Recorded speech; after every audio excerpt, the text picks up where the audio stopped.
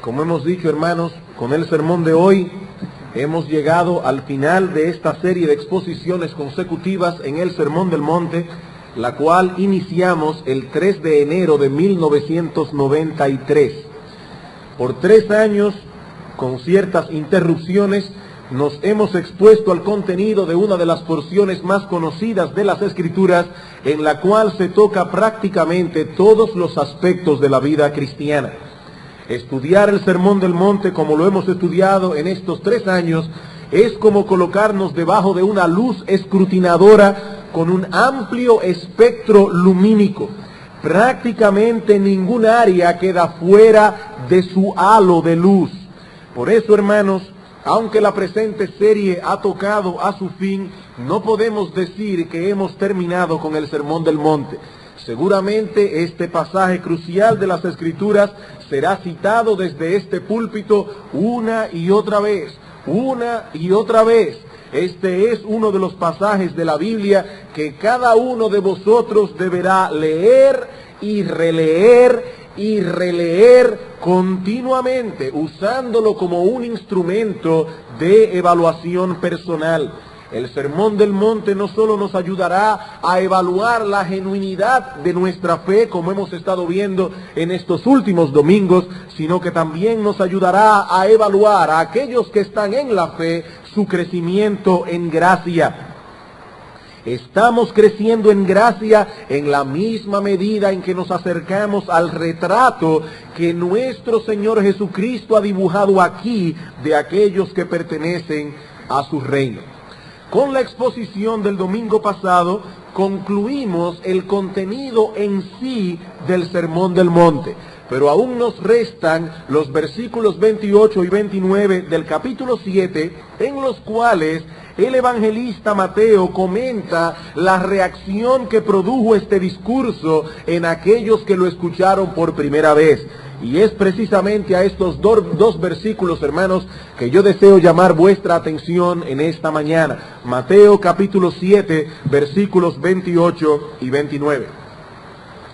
Y cuando terminó Jesús estas palabras, la gente se admiraba de su doctrina, porque les enseñaba como quien tiene autoridad y no como los escribas.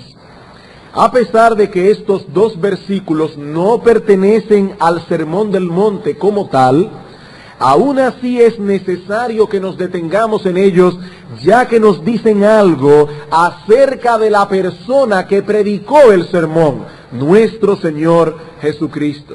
La reacción que produjo el Sermón del Monte en la multitud que se encontraba aquel día reunida allí, nos muestra algunas cosas acerca de aquel que predicó el sermón, y por lo tanto este pequeño comentario de Mateo es de crucial importancia para nosotros.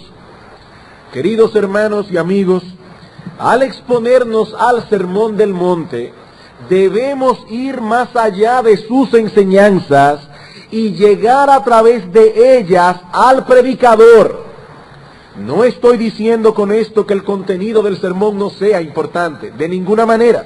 Lo que estoy diciendo es que si el contenido del sermón no nos lleva a Cristo, entonces no nos ha servido de nada. Si el contenido del sermón no nos lleva a Cristo, entonces, queridos hermanos, el habernos expuesto al sermón no nos ha servido de nada. La autoridad e importancia de este sermón se deriva del predicador. Y lo que es más importante aún, el predicador es el centro mismo del sermón. Todas sus avenidas nos llevan de un modo u otro al personaje extraordinario que lo predicó. Así que si perdemos de vista a Cristo, entonces lo hemos perdido todo. Por eso es tan importante que concluyamos nuestra serie prestando atención a estas palabras del evangelista en los versículos 28 y 29. Dividiremos nuestro texto en los siguientes encabezados. En primer lugar, veremos la reacción de la multitud cuando escuchó el sermón. En segundo lugar, veremos la razón por la que la multitud reaccionó de ese modo. y finalmente algunas lecciones que aprendemos de todo esto. Y para ser justo debo decir que este esquema que estoy usando no es original, estoy siguiendo los pasos a otro siervo de Dios en el estudio de este texto. Bien, hermanos, la reacción de la multitud al escuchar el sermón. ¿Cuál fue la reacción que produjo este sermón en aquellos que tuvieron el privilegio de escucharlo directamente de los labios de Cristo mismo? Aquellos que estuvieron allí en aquel día, escuchándole, observando la forma en que hablaba de todas estas cosas. Bueno, Mateo nos dice, la gente se admiraba de su doctrina. Es muy difícil traducir en nuestro idioma el significado literal de la palabra griega que en nuestras versiones aparece como se admiraba. Esta palabra significa literalmente quedar atónito, estar profundamente sorprendido, ser sacados fuera de sí. Esa es la idea. Ser sacados fuera de sí. El Nuevo Testamento amplificado lo pone de este modo: estaban atónitos y abrumados con perpleja admiración. La reacción que produjo este sermón en aquellos que lo escucharon por primera vez fue una especie de shock. La gente estaba muda de asombro, profundamente impresionada, como alguien que acaba de contemplar algo extraordinario y sorpresivo. Ahora bien, es muy probable que alguien aquí esté pensando que aunque ciertamente este sermón es maravilloso y sorprendente en muchos sentidos, no era como para dejar a la multitud en un estado de shock. Es un sermón admirable sin duda, pero tanto como para dejar a la gente en shock. ¿Qué fue lo que sorprendió de ese modo a la multitud? Eso nos lleva a nuestro segundo encabezado, la causa del asombro de la gente. Ya vimos cuál fue la reacción. Veamos ahora en segundo lugar cuál fue la causa. Bueno, Mateo nos lo revela en el texto. Y cuando terminó Jesús estas palabras, la gente se admiraba de su doctrina, porque, y cuando vemos esa palabra allí, porque nos está dando una explicación, porque les enseñaba como quien tiene autoridad y no como los escribas. Hermanos, para comprender esta reacción de la multitud es necesario que hagamos un esfuerzo de imaginación.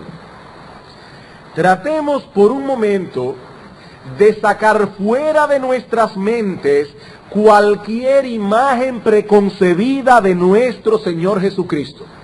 Saquemos de nuestras mentes, hermanos, todos esos cuadros del corazón de Jesús que hemos visto a lo largo de todas nuestras vidas. Saquemos de nuestras mentes todas las representaciones que hemos visto del Señor Jesucristo y tratemos de verlo hoy como lo vio aquella gente en aquel día. El Señor Jesucristo llega al monte con un pequeño grupo de sus discípulos, al cual comenzó a juntarse más y más gente, hasta formar una multitud. En su físico no había nada extraordinario que llamara la atención, tampoco en su vestimenta. Isaías nos dice en su famosa profecía en el capítulo 53, en el versículo 2, subirá cual renuevo delante de él, hablando de Cristo, y como raíz de tierra seca. No hay parecer en él ni hermosura. Le veremos, pero sin ningún atractivo para que le deseemos. En otras palabras, el Señor Jesucristo crecería en medio de su pueblo sin que hubiese nada en él que llamara demasiado la atención, al menos no en el sentido físico. Aquel día, el Señor Jesucristo no se distinguía en absoluto de los demás judíos que estaban sentados alrededor de él.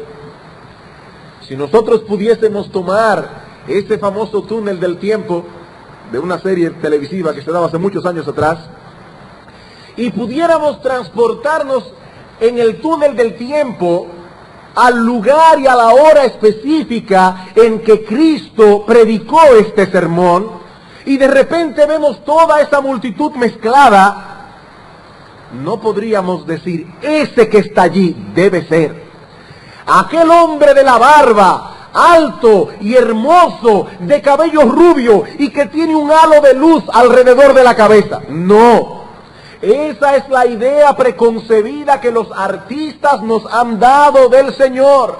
Una imagen incluso de un hombre un tanto afeminado. Pero no es la imagen que nos presentan las Escrituras del Señor Jesucristo. A los ojos de esa gente, Cristo no era más que un simple carpintero, un hombre común y corriente, que se crió en Nazaret, un lugar de dudosa reputación y de donde no se suponía que saliera nada bueno. Todos conocían a sus padres, todos conocían a sus hermanos, no había nada de misterioso en su persona. Cristo no hizo ningún milagro aquel día en el monte, y ya dijimos que no tenía nada en su físico que fuese llamativo o especial. La pregunta es, ¿qué fue entonces lo que dejó atónito a la multitud? Mateo nos dice, la gente se admiraba de su doctrina, de su doctrina.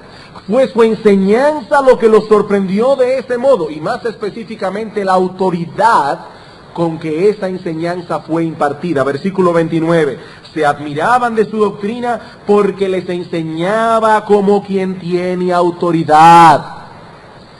Este que parece ser un hombre común y corriente, sube al monte con un grupo de personas que se llaman discípulos suyos y comienza a hablar. Y se presenta a sí mismo como la autoridad final en los asuntos concernientes al reino de Dios, como la autoridad final sobre la forma en que debemos interpretar la ley de Moisés. En fin, Cristo se presenta como la autoridad final sobre cualquier aspecto de la vida cristiana. Y no creo que sería mucha especulación suponer que muchos en la multitud, oyéndole, estaban pensando en algo como esto. Pero ¿quién es este hombre? ¿Quién es este hombre? ¿Por qué habla con esa autoridad? No es un escriba, no es un fariseo, no estudió en la escuela de los rabinos, no fue alumno de Gamaliel, ni de ningún otro maestro. ¿Cómo es posible que hable en un tono tan concluyente y autoritativo? Pero había algo más envuelto en todo esto, y es el hecho, dice Mateo, de que Cristo enseñaba en una forma completamente distinta a la que ellos estaban acostumbrados. Versículo 29. Les enseñaba como quien tiene autoridad y no como los escribas. Hay un elemento aquí de comparación. ¿Qué fue lo que dejó atónito a la gente? Que Cristo no enseñaba como los escribas. Generalmente nos sorprendemos cuando vemos algo o escuchamos algo que está fuera de la esfera normal de nuestra experiencia. Eso es lo que nos causa asombro. Vemos algo que está fuera de la esfera normal de nuestra experiencia. Por ejemplo, supongamos que nosotros pudiésemos tomar a un hombre sencillo de nuestros campos, que nunca ha estado ni siquiera cerca de un avión, y lo llevamos de repente a Cabo Cañaveral para que vea el despegue de uno de estos cohetes inmensos de la NASA. Ahora, hermanos, vamos a tratar de ponernos en la mente de este pobre hombre, que lo acabamos de tomar de uno de nuestros campos y lo hemos llevado a Cabo Cañaveral.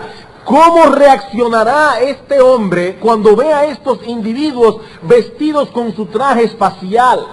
Cuando escuche el ruido atronador que produce el cohete al encender y vea el cohete despegar en medio de una bola de fuego. ¿Cómo reaccionará?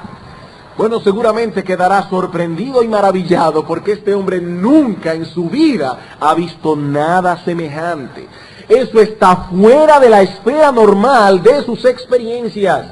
Bueno, eso fue precisamente lo que ocurrió cuando el Señor Jesucristo pronunció este sermón. Lo que ellos oyeron aquel día era totalmente contrario a lo que estaban acostumbrados a escuchar de boca de sus maestros. Cristo no enseñaba las Escrituras como lo hacían los escribas.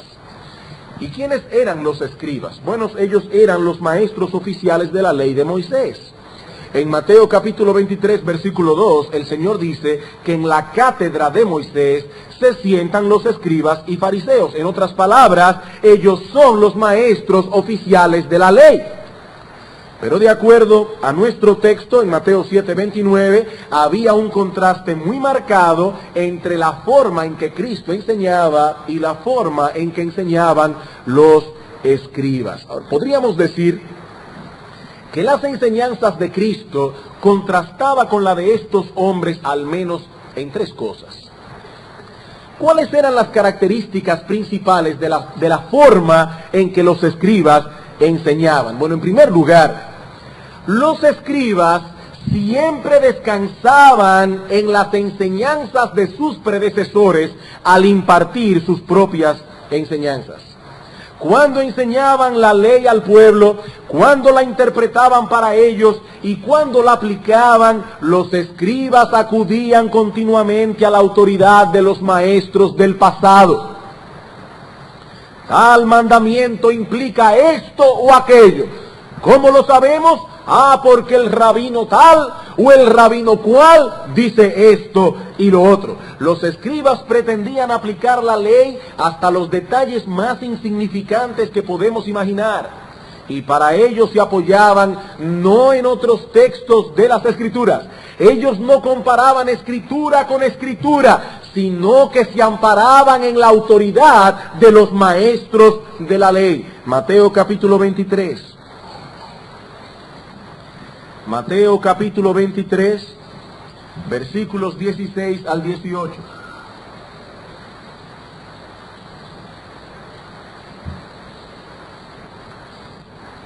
En un largo discurso dirigido hacia los escribas y fariseos, dice el Señor: ¡ay de vosotros, guías ciegos, que decís, si alguno jura por el templo, no es nada!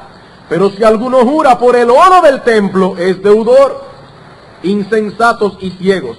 Porque ¿cuál es mayor, el oro o el templo que santifica el oro? También decís, si alguno jura por el altar, no es nada. Pero si alguno jura por la ofrenda que está sobre el altar, es deudor. Necios y ciegos, ¿cuál es mayor, la ofrenda o el altar que santifica la ofrenda?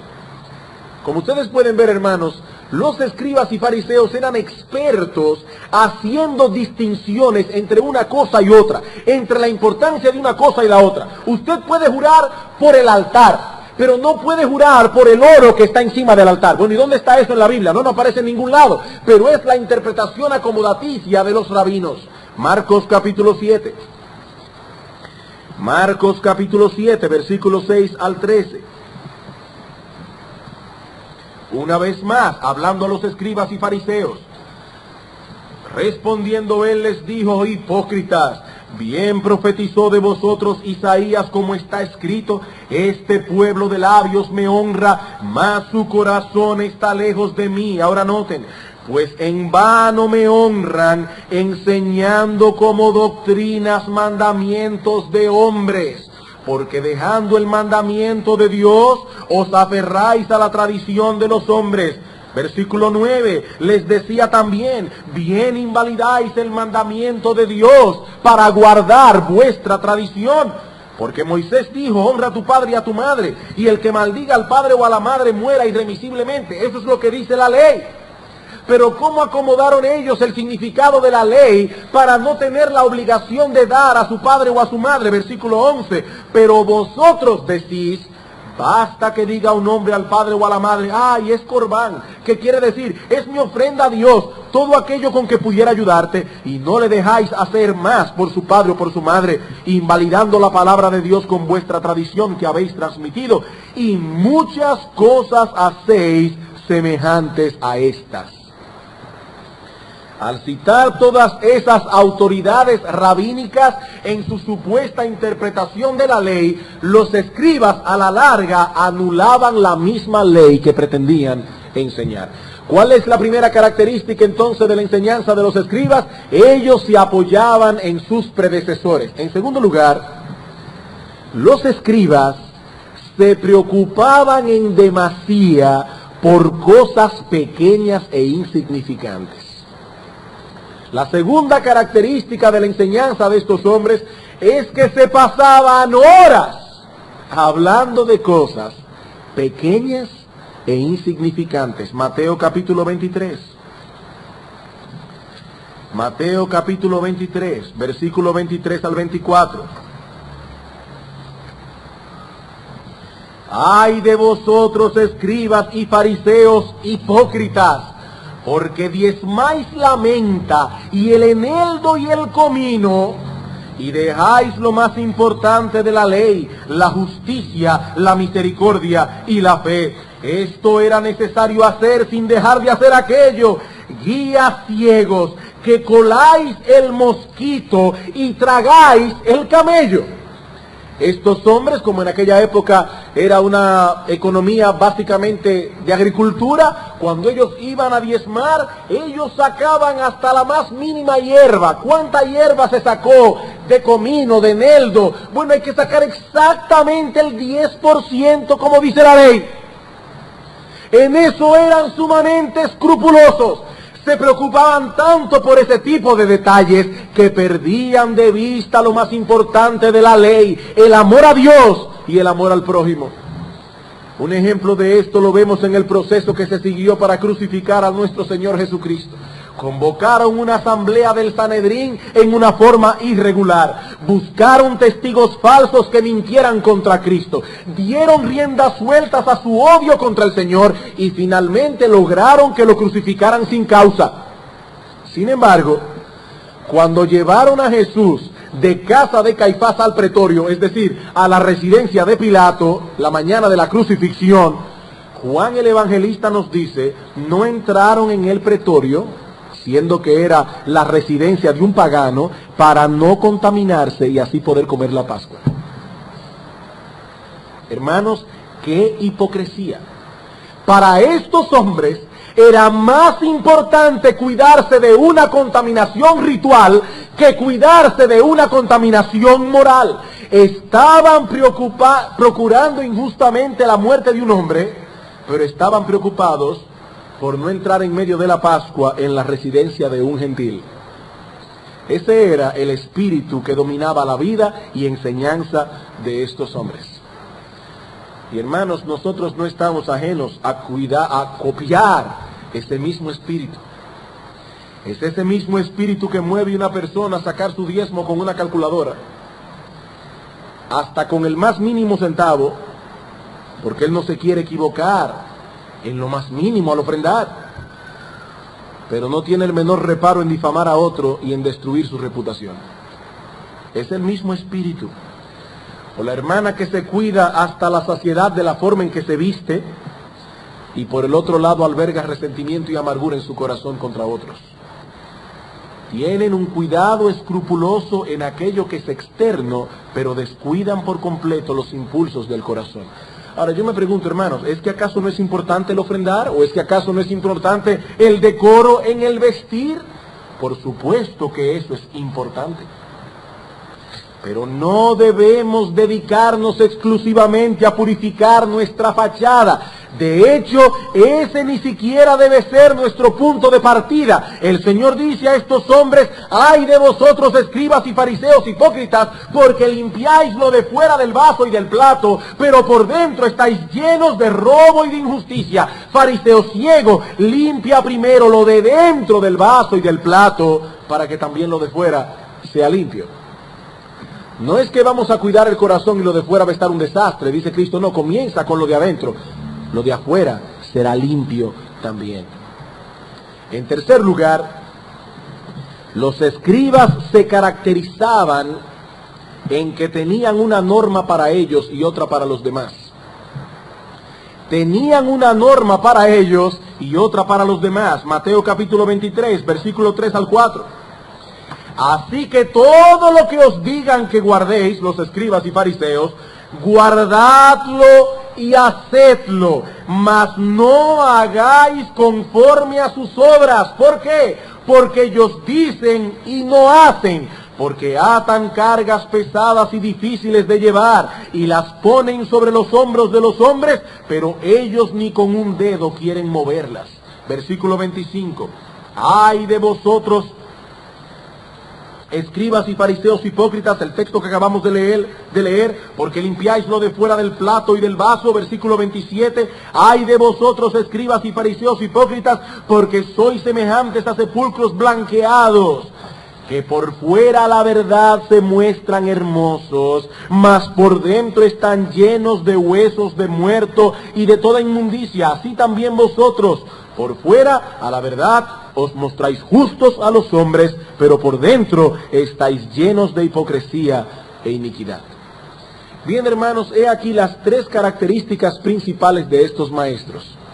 Descansaban en la autoridad de los rabinos, se preocupaban demasiado por cosas pequeñas e insignificantes, pasando por alto, por supuesto, las cosas que verdaderamente importaban de la ley. Y en tercer lugar, sus vidas no reflejaban realmente lo que enseñaban. Consecuentemente, hermanos, los escribas y fariseos eran una máquina de producir hipócritas. Que eran los escribas y fariseos una máquina de producir hipócritas. Versículo 15 del capítulo 23. ¡Ay de vosotros, escribas y fariseos hipócritas! Porque recorréis mar y tierra para hacer un prosélito, y una vez hecho, le hacéis 2 veces más hijos del infierno que vosotros. He ahí el resultado de ese tipo de enseñanza. Ahora bien, hermanos, usemos una vez más nuestra imaginación. Este era el tipo de maestro que los judíos estaban acostumbrados a huir. Hombres que se pasaban horas discutiendo las distinciones más ridículas que podemos imaginar. ¿Puede una persona usar caja de dientes en el día de reposo? ¿Qué sucede si estoy escribiendo una carta y la pluma está llena de tinta? ¿No es una carga el hecho de que esté llena de tinta? Las cosas más ridículas que usted se puede imaginar. ¿Qué hacer si una gallina puso el huevo en el día de reposo? Ella ha violado el sabbat. ¿Me puedo comer el huevo o debo botarlo? Horas y horas y horas citando al rabino tal, al rabino cual. Y de repente aparece en la escena este carpintero que no estaba identificado con ninguna de esas escuelas rabínicas y que no se detiene a considerar ninguna de esas cosas que inquietaban a los escribas. Y hablando con una autoridad totalmente desconocida para ellos. Pongámonos por un momento en el lugar de estos hombres que recibieron las enseñanzas de Cristo en aquel día y entonces comprenderemos por qué estaban atónitos. Mientras los escribas se pasaban la vida citando al rabino fulano, al maestro sutano, Cristo aparece en la escena y noten las cosas que Él dice de sí mismo. Noten las cosas que Cristo dijo de sí mismo en el sermón. Mateo capítulo 5, versículo 11. Hermanos, vamos a quitarnos todo prejuicio, como si nosotros no hubiésemos escuchado nunca este sermón, como si no lo hubiésemos leído. Vamos a tratar de imaginarnos cómo la multitud escuchó el sermón en aquel día. Este carpintero se ha subido al monte, la multitud lo ha rodeado y él comienza a hablar. Y dice ahora en el versículo 11, bienaventurados sois, felices, dichosos, benditos de Dios, cuando por mi causa os vituperen y os persigan y digan toda clase de mal contra vosotros mintiendo. Las únicas personas en el mundo que son felices, benditas de Dios, dice Cristo, son aquellas que están tan identificadas conmigo que sufren incluso el reproche de tal identificación.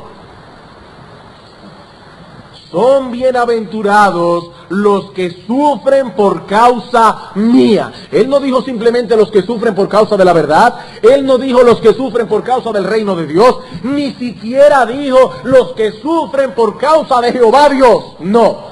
los que sufren por mi causa, los que se identifican con mi persona de tal manera que llevan consigo el reproche de tal identificación. Bienaventurados son. Mateo 5:17.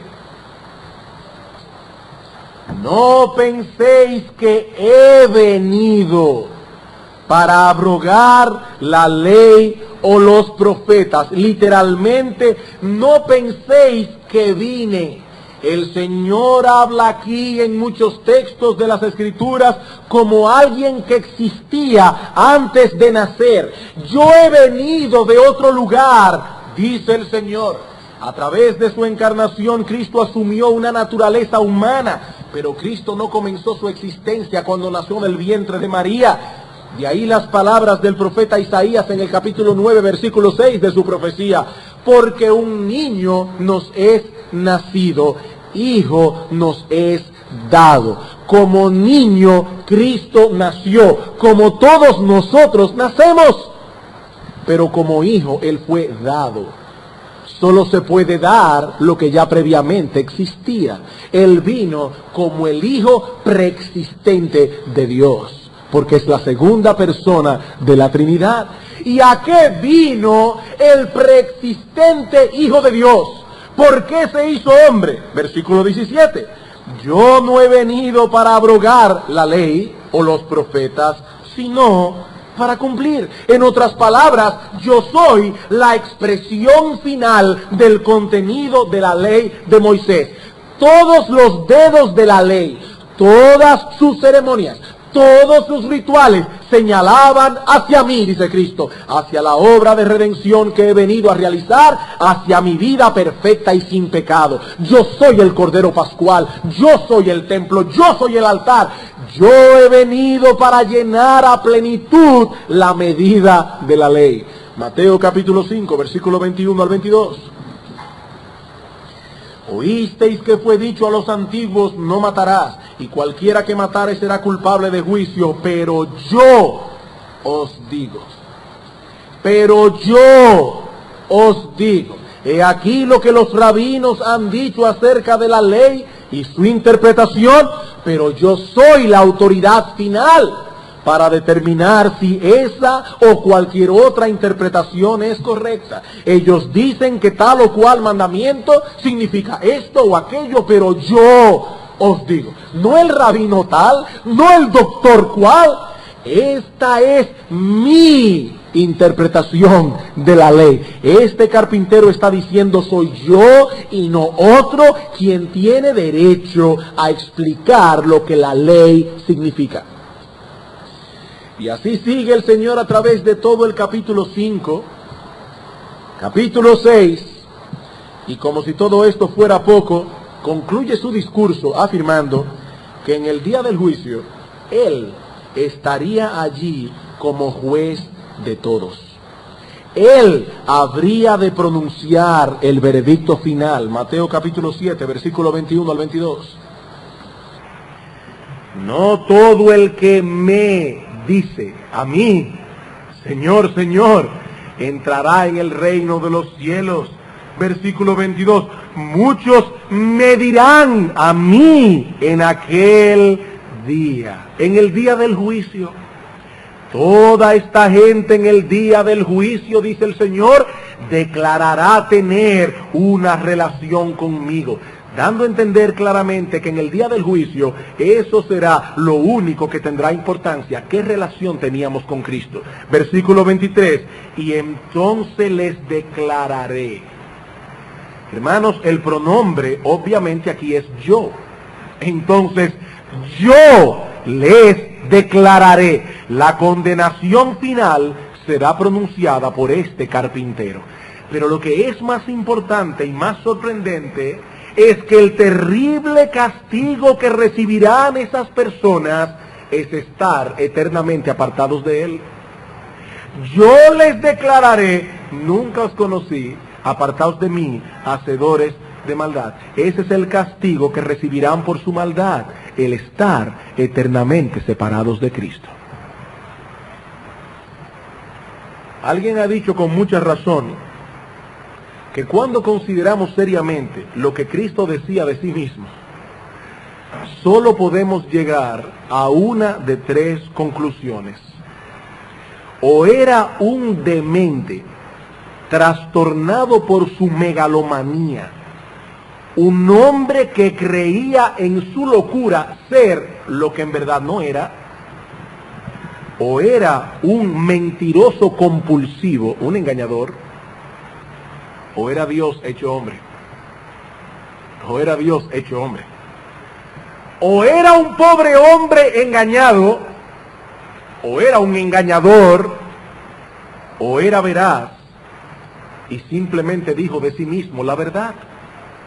¿Cuál verdad? Que él vino del Padre, que él era la segunda persona de la Trinidad, el Dios encarnado. Ahora, mi amigo, lo que no podemos aceptar de ningún modo es que Cristo haya sido un gran hombre, un gran maestro, un hombre bueno, pero nada más. Eso es lo que no podemos aceptar. Si no era más que un hombre, entonces tenía que ser un demente o un mentiroso, y en ninguno de los dos casos podríamos decir que era grande o que era bueno. Con Cristo no hay términos medios. O concluimos que Él era lo que decía ser y nos humillamos delante de Él, o rechazamos su persona por completo. Cristo mismo dijo en una ocasión, en Lucas capítulo 11, versículo 23, el que no es conmigo, contra mí es, y el que conmigo no recoge, desparrama. Pero no fue únicamente lo que Cristo dijo de sí mismo lo que dejó atónito a la gente.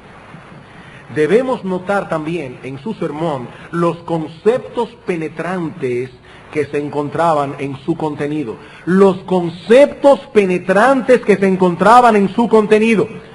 Como hemos visto ya, los escribas se pasaban horas haciendo las distinciones más ridículas que podemos imaginar, preocupados por los detalles más insignificantes.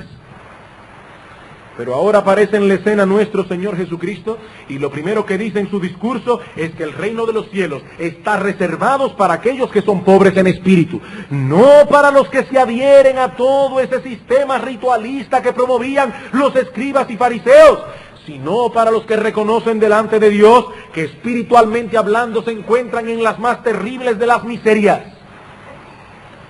Bienaventurados, dice Cristo, los que conocen la maldad de sus propios corazones y vienen al trono de la gracia, no como los que tienen derecho a demandar, sino como aquel publicano que ni aún se atrevía a levantar sus ojos en el templo, sino que sumido en la más profunda vergüenza clamaba a Dios: sé propicio a mí, que soy el peor de los pecadores. Para esos, dice el Señor, está reservado el reino de los cielos. Y así sigue Cristo a través de las bienaventuranzas, detallando el carácter de aquellos que pertenecen al reino. Son sensibles a sus pecados, son mansos, están hambrientos y sedientos, no de felicidad y de fama, sino de santidad y de una vida más pura. Hermanos, esta gente nunca había escuchado nada semejante. Nunca. Todo lo que estaban supuestos a hacer, según la enseñanza de los escribas, era conformar sus vidas externamente al patrón de conducta que encontramos en la ley. Pero ahora viene Cristo y le dice: no, no es así. El asunto no es conformarse externamente a la ley. Lo que Dios quiere que se obedezca es el espíritu contenido en la ley. Mateo capítulo 5, versículo 21. Oísteis que fue dicho a los antiguos: no matarás. Y cómo lo aplicaban los escribas: y cualquiera que matare será culpable de juicio. Eso no estaba en la ley. Oísteis que fue dicho: no matarás. ¿A qué se circunscribe el mandamiento? Dicen los escribas: a quitarle la vida al otro. Dice Cristo: no, un momento. Yo os digo que cualquiera que se enoje contra su hermano será culpable de juicio, y cualquiera que diga necio, racá, cabeza hueca, bueno para nada a su hermano será culpable ante el concilio, y cualquiera que le diga fatuo quedará expuesto al infierno de fuego. Bueno, cometió un error. Racá es fatuo, no necio. Necio significa imbécil, estúpido. ¿Qué está diciendo Cristo aquí? No nos quedemos en la parte externa de la ley, vayamos al espíritu de la ley. ¿Qué es lo que el espíritu de ese mandamiento prohíbe? El espíritu de ese mandamiento es prohibir el enojo pecaminoso del corazón que puede llevar a un hombre al homicidio. pero tan pronto das riendas sueltas a esa ira pecaminosa de tu corazón, usando palabras hirientes y denigrantes, eres culpable de homicidio. Versículo 27, oísteis que fue dicho, no cometerás adulterio. Pero yo os digo que cualquiera que mira a una mujer para codiciarla, ya adulteró con ella en su corazón. El Señor presenta aquí el pecado de una manera que los escribas y fariseos nunca habían hecho. Como una actitud de la mente y del corazón, como una disposición de la voluntad y del alma. Esta gente estaba maravillada porque nunca se les había dado una perspectiva semejante. Nunca se les había tocado la llaga del corazón como el Señor lo hizo en aquel día. Pero la gente no estaba atónita únicamente por lo que Cristo dijo de sí mismo o por lo penetrante de sus enseñanzas, sino también, en tercer lugar, por su inigualable y poderosa simplicidad, sino también por su inigualable y poderosa simplicidad. Cuando los escribas enseñaban la ley y comenzaban a hablar de todas estas distinciones, citando al rabino tal, al doctor cual, las personas se maravillaban por su conocimiento. Aunque no entendían mucho de lo que decían, por lo menos era obvio que el escriba en cuestión poseía un profundo caudal de conocimiento. Pero cuando Cristo abrió su boca aquel día, Él no estaba buscando maravillar a la gente con su conocimiento. Su propósito era hacer que estas palabras penetraran profundamente en sus corazones. Su sermón fue pronunciado con tal sencillez y en un lenguaje tan llano y tan simple que aun cuando muchos allí no entendieron el alcance espiritual de sus palabras, porque para eso se necesita la iluminación del Espíritu, sí pudieron captar el contenido verbal de sus palabras. ¿Qué estoy diciendo?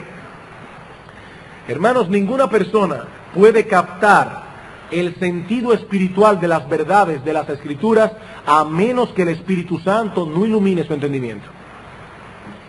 Pero cuando Cristo hablaba, las personas podían captar el contenido verbal de sus palabras. ¿Por qué? Por la hermosa sencillez con que lo hacía. Sus ejemplos eran tan sencillos que golpeaban con poder en la mente y conciencia del auditorio. Mateo capítulo 5, versículo 29 al 30. Quizás muchos de los que estaban allí no vinieron al arrepentimiento, pero entendieron una cosa: con pecado no entrarían. Por tanto, dice Cristo, si tu ojo derecho te es ocasión de caer, sácalo y échalo de ti, pues mejor te es que se pierda uno de tus miembros y no que todo tu cuerpo sea echado al infierno. Bien claro, bien simple. Y si tu mano derecha te es ocasión de caer, córtala y échala de ti, pues mejor te es que se pierda uno de tus miembros y no que todo tu cuerpo sea echado en el infierno. Estos judíos apreciaban mucho su mano derecha, porque la mayoría de nosotros somos derechos, no somos zurdos. Y ellos veían la mano derecha como algo muy importante para poder trabajar, para poder desenvolverse en la vida. Cristo dice, no importa el precio que tengas que pagar, haz lo que sea con tal de entrar arrepentido al reino de los cielos. Bien simple, bien llano. Hablando del afán y la ansiedad, Cristo no tuvo que comenzar a dar todo un tratado psicológico de cómo la ansiedad puede causar traumas y problemas en el corazón. No era necesario. Cristo dijo simplemente, 6:25, no os afanéis por vuestra vida que habéis de comer o que habéis de beber, ni por vuestro cuerpo que habéis de vestir. ¿No es la vida más que el alimento y el cuerpo más que el vestido? Piensen, judíos, decía Cristo, ¿qué es más grande, el plátano que alimenta la vida o la vida misma? La vida misma es más grande, y el que dio la vida no puede darte el plátano, el que dio lo más no puede darte lo menos. Piensen, versículo 26, mirad las aves del cielo, que no siembran, ni ciegan, ni recogen en graneros, y vuestro Padre Celestial las alimenta. Las aves no están almacenando gusanos en un banco, porque tienen miedo del mañana. Hay gusanos suficientes en la creación. ¿Por qué? Porque el que creó las aves llenó la creación de gusanos para que ellas puedan comer. ¡Qué simple! Miren los lirios del campo. ¿Acaso Salomón se vestió alguna vez como uno de esos lirios? Y si Dios viste así la hierba del campo que hoy es y mañana es echada en el horno, ¿Dios los va a dejar ustedes investidos, hombres de poca fe? Hermanos, qué penetrantes y qué simples sus palabras. Pero aún debemos señalar algo más que llamaba poderosamente la atención de las personas que escucharon a Cristo aquel día: su carácter intachable. Su carácter intachable. Y en esto también se diferenciaba de los escribas y fariseos. Cristo no tenía una norma para sí y otra para los demás. En el monte aquel día había miles de personas. Seguramente muchos de los que estaban allí conocían al Señor. Hermanos, no creo que sea especulación decir que tal vez Cristo le hizo trabajos de carpintería a mucha de la gente que estaba allí.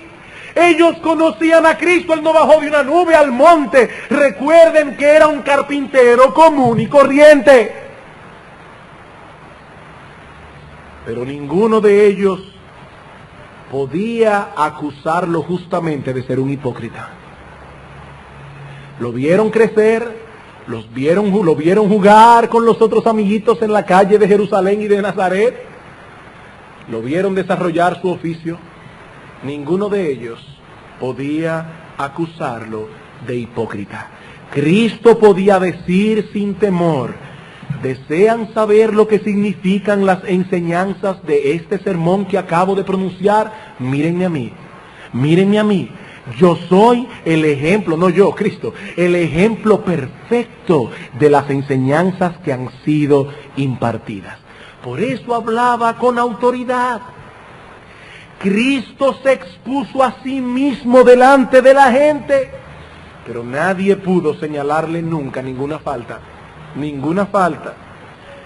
Aun cuando retó en una ocasión a sus enemigos para que los redarguyeran de pecado, si es que acaso habría alguno, no pudieron decir absolutamente nada. Como ya vimos, fue necesario buscar testigos falsos que atestiguaran contra él en el juicio. Hermanos, fue todo eso lo que sorprendió a la gente hasta dejarlas en shock. Lo que Cristo dijo de sí mismo, los conceptos penetrantes que transmitió en su enseñanza, su poderosa simplicidad y sobre todo eso, el respaldo de su carácter perfecto. Y ahora nos preguntamos, ¿qué aprendemos de todo esto? Habiendo visto la reacción de la multitud, la causa de su reacción, veamos ahora bien brevemente algunas aplicaciones prácticas. Hermanos, ¿qué nos enseñan estos dos versículos a nosotros que durante casi 3 años nos hemos expuesto semanas tras semanas al contenido de este sermón? ¿Qué nos enseñan a nosotros estos dos versículos con que Mateo cierra magistralmente el Sermón del Monte? Dos cosas. En primer lugar, este texto debe servir de advertencia a los que están aquí sin Cristo. Este texto debe servir de advertencia a los que están aquí sin Cristo. ¿Por qué decimos esto? Nuestro texto dice que la multitud se sorprendió al escuchar el Sermón del Monte, pero no dice que se convirtió. Fueron sorprendidos, pero no convertidos. Todo lo que Cristo dijo acerca del carácter de los verdaderos hijos de Dios causó asombro a la multitud. pero aparentemente no muchos de ellos, si es que acaso hubo algunos, vinieron delante de Dios movidos por estas palabras diciendo: oh Señor, si esa es la descripción de los ciudadanos del reino de los cielos, debo confesar avergonzado que esa no es la descripción de mi carácter. Ten misericordia de mí, oh Dios, porque si eso es así, estoy perdido, completamente perdido. Mi amigo, una cosa es sorprenderse y aún deleitarse con las enseñanzas de Cristo, y otra muy diferente, ser movido por esas enseñanzas a la fe y al arrepentimiento. Si has estado aquí exponiéndote a las enseñanzas de este maravilloso sermón, mi amigo, no le des reposo a tu alma. No le des reposo a tu alma hasta que Dios te conceda el don de la fe y del arrepentimiento. Por eso decíamos al principio que debemos ir más allá de las enseñanzas del sermón y llegar por medio de ellas a aquel que lo predicó. Algunas personas se quedan en la letra del Sermón del Monte y dicen: esta es mi religión. Cumplir con lo que aquí dice, sobre todo la regla de oro. Hazle al otro como tú quieres que te hagan a ti. Pero cuando leemos el Sermón del Monte y entendemos lo que en verdad enseña, vemos cuán insensato es pretender vivir a la altura de su enseñanza en nuestras propias fuerzas. Mi amigo, si hay algo que aprendemos del Sermón del Monte es que estamos completamente perdidos. Completamente perdidos. Nadie puede vivir a la altura de estas cosas. Por eso hemos dicho hasta la saciedad que este sermón no es un mapa. Este sermón no es un mapa. Esta no es la ruta para llegar al cielo. La ruta para llegar al reino de los cielos es entrar por la puerta estrecha de la verdadera conversión, por la puerta estrecha del arrepentimiento y de la fe. Cuando entendemos el contenido del Sermón del Monte, algo viene a ser muy evidente. Necesitamos a Cristo. Necesitamos a Cristo. Lo necesitamos como nuestro Redentor, como aquel que satisfizo a plenitud con su vida y con su muerte la justicia de Dios. Y eso es algo, mi amigo, que nosotros no podemos hacer. Pero una vez nos hemos apropiado de Él como nuestro Redentor por medio de la fe y el arrepentimiento, ¿saben qué? Seguimos necesitados de Cristo.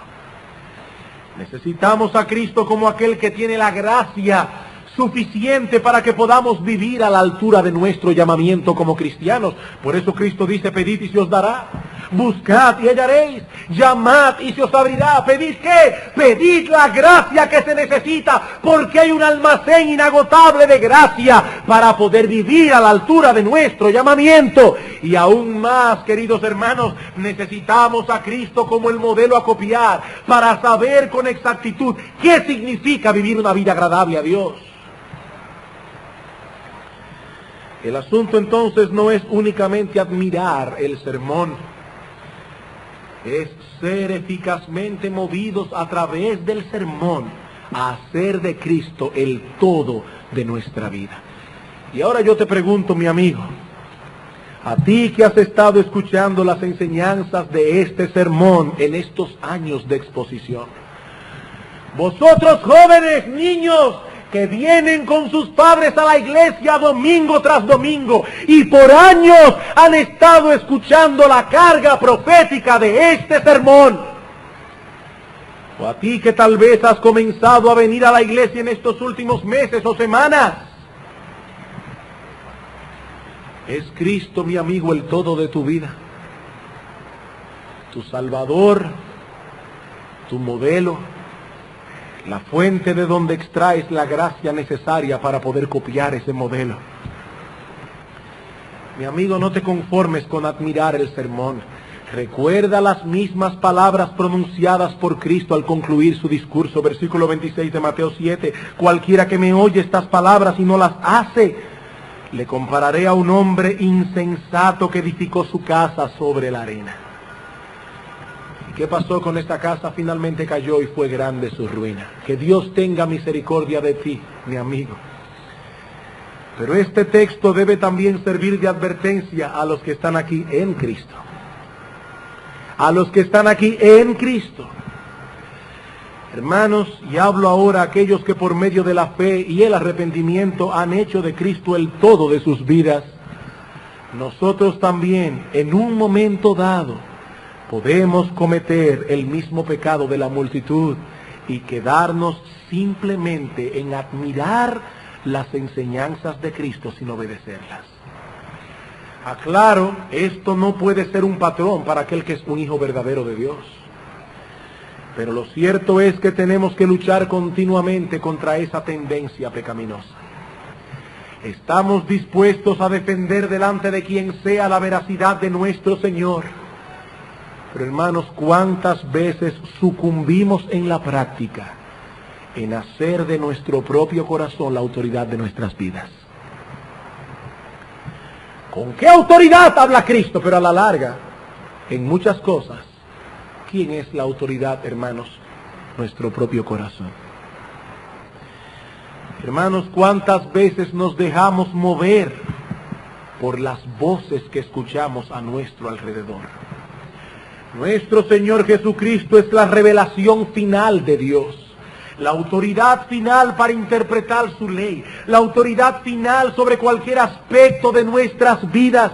Queridos hermanos, no necesitamos ninguna otra voz autoritativa fuera de nuestro Señor Jesucristo. Él ha de ser la apelación final que convenza nuestras conciencias acerca de cómo debemos actuar en cualquier situación. Y ahora más que nunca necesitamos recordar esto.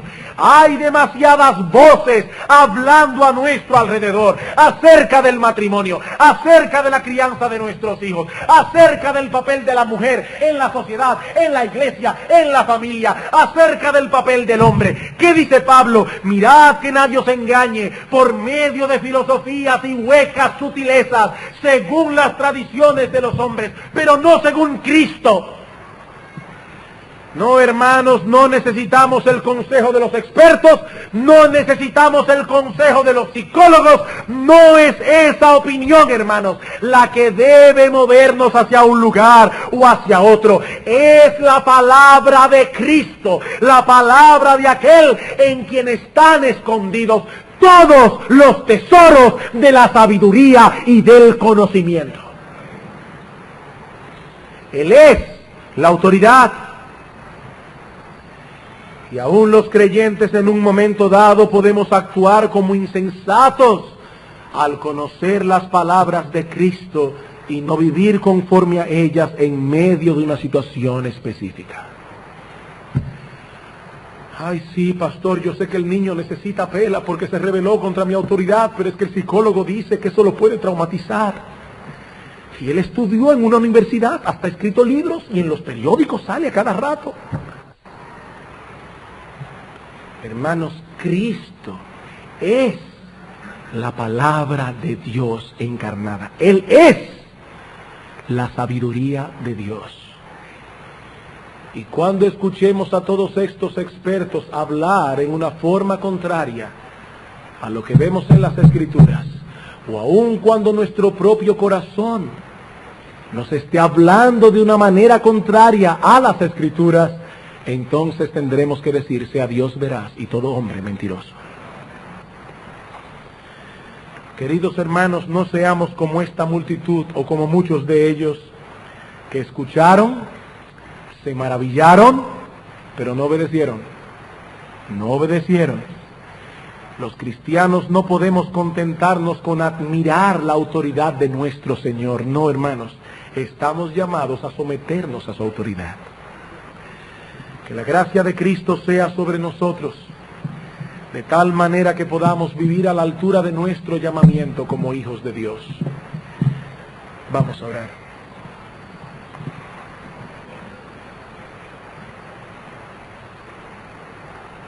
Al haber concluido esta serie de sermones que tú en tu gracia y misericordia nos permitiste comenzar hace 3 años y haber traído hoy hasta su fin, al habernos expuesto semana tras semana, meses tras meses, a la enseñanza de este poderoso discurso, Ahora queremos implorarte, oh Padre bueno, que tu Espíritu Santo nos ayude a atesorar cada una de estas enseñanzas en nuestro corazón.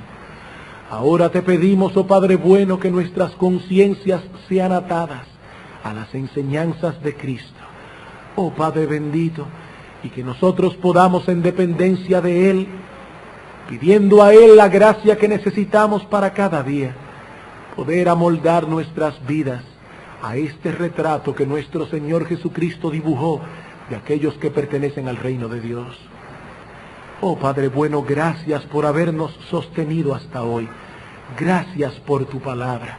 Pero Padre, te pedimos que no nos permitas quedarnos simplemente admirando la simetría, la belleza, los conceptos penetrantes, la simplicidad de esta enseñanza. Oh Señor, ayúdanos a admirar a aquel que la pronunció. Padre, aumenta tú en nuestro corazón nuestra maravilla por Cristo, porque si no somos admiradores de Él, no podemos admirarle como Él merece ser admirado. Padre, sé con nosotros, bendícenos, oh Dios, te lo suplicamos en el nombre de Jesús. Amén.